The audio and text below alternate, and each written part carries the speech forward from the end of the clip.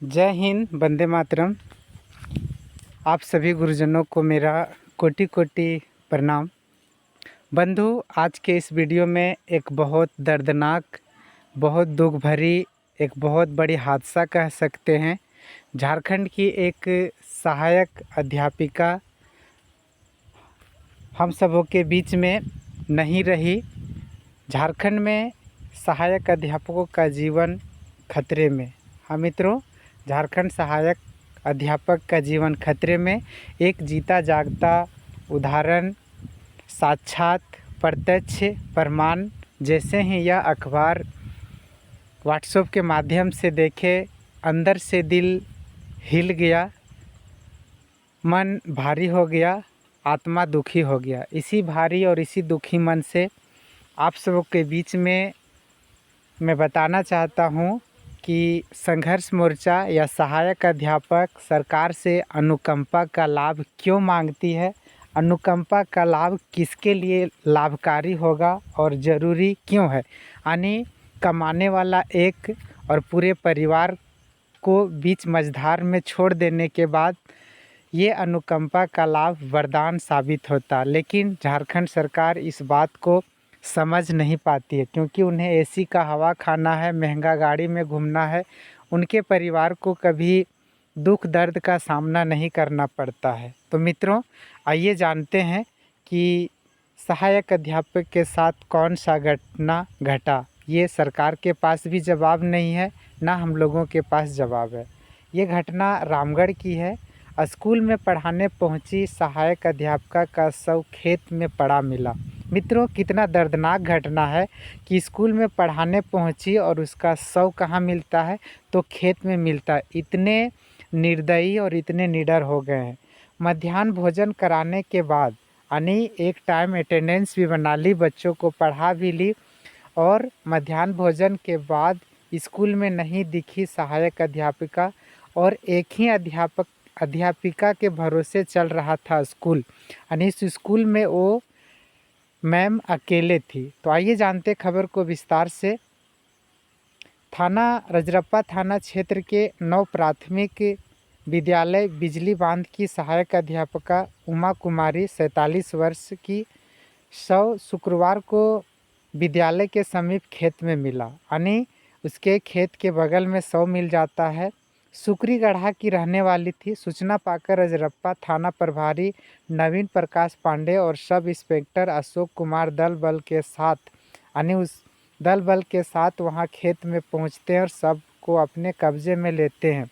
अब मैं इसी बीच में झारखंड के सीएम, विधायक, सांसद, जितने भी राजनीतिक दल से जुड़े हैं, सरकार में हैं, मैं सबसे एक सवाल करता हूं, इनके बच्चों का क्या होगा। सीएम साहब, आप बताएं कि इनके बच्चों का, जो अपने पीछे परिवार छोड़ गई, उन बच्चों का, इनके परिवार का क्या होगा। अब अनुकंपा इसलिए ज़रूरी है, हेमंत दादा, आप समझते नहीं हैं। आप झारखंड की माटी, झारखंड की पार्टी हो करके भी सहायक अध्यापकों का दर्द आप समझ नहीं पाते हैं। आप इसके दर्द को, और इस सवाल का जवाब है तो आप इसको दीजिए, और हाथ में दिल रख करके इनके बच्चों के बारे में सोचिए कि हमारे झारखंड के सहायक अध्यापकों की दुर्दशा कैसी। ऐसे एक नहीं, बहुत सारे परिवार हैं जो आज इसका शिकार हुए हैं। और जांच की पुलिस शव को पोस्टमार्टम करने की तैयारी कर रही थी। बताया जाता है कि उमा कुमारी रोज़ाना की तरह शुक्रवार को स्कूल गई और वहां उन्होंने बच्चों को पढ़ाने के बाद दोपहर मध्याह्न भोजन कराया। उसके बाद कई घंटे तक वह स्कूल में नहीं दिखी। उनकी खोजबीन शुरू की गई। इसी क्रम में उनका शव स्कूल के समीप खेत में पड़ा मिला।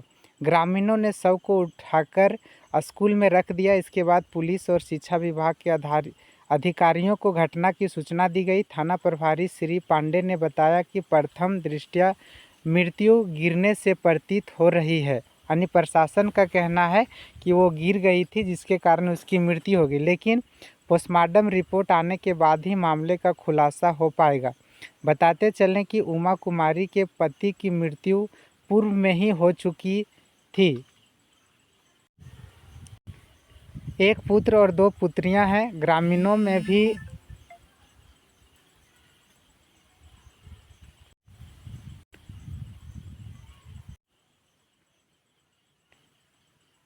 वहीं घटनास्थल पर जाकर मामले की जानकारी ली गई।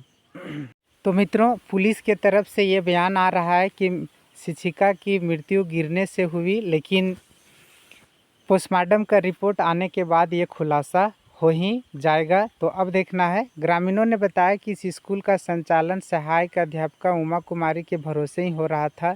यह कक्षा 1 से 5 तक की पढ़ाई होती है। इसमें 50 से 55 विद्यार्थी पढ़ते हैं। अकेले होने के कारण अध्यापिका पर काम का भी बोझ था।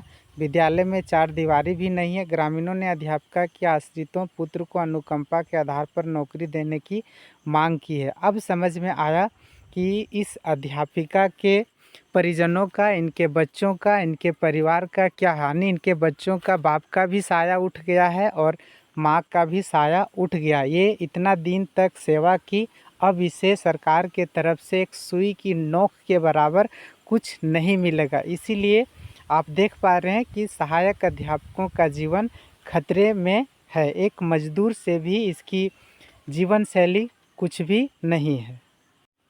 इन्हीं सारी समस्याओं को देखते हुए संघर्ष मोर्चा ने सरकार से आंदोलन करके, लाठी खा करके ईपीएफ का लाभ, अनुकंपा का लाभ, तरह तरह की जो भी सुविधाएं हैं वो मांग करती है, लेकिन सरकार के कान में जू नहीं रेंगता। अगर यदि कैबिनेट में ईपीएफ का लाभ पास हो गया रहता, अनुकंपा का लाभ पास हो गया रहता, तो शायद इस मृत सहायक अध्यापक के परिवार को, परिजनों को एक जीने का सहारा मिल जाता। लेकिन ये झारखंड की धरती है, यहाँ पे आला अधिकारियों का जो है सो लापरवाही है, जिसके कारण से सहायक अध्यापकों को कुछ मिल नहीं पाता है। तो मित्रों, इस सहायक अध्यापिका के लिए एक कमेंट बनता है। आप इनकी आत्मा की शांति के लिए ज़रूर अपने मन से दुआ करें, बच्चों से प्रार्थना करवाएं और इस दिव्यांग आत्मा को शांति मिले, इसके लिए संघर्ष मोर्चा के तरफ से भी या अगल बगल के सभी